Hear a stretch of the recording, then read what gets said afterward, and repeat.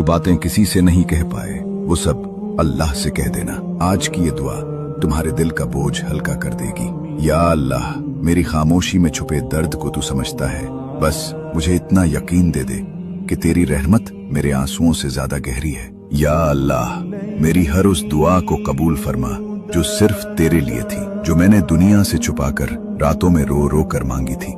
या अल्लाह, जो चीजें मेरे नसीब में नहीं उनका गम भी दिल से निकाल दे और उनके बदले वो सब कुछ दे जो तेरी रहमत के लायक हो। या अल्लाह, मेरी जिंदगी का हर सफा ऐसा लिख के जब मैं पीछे देखूं तो सिर्फ तेरा करम नजर आए और मेरा दिल सिर्फ अल्हम्दुलिल्लाह कहे।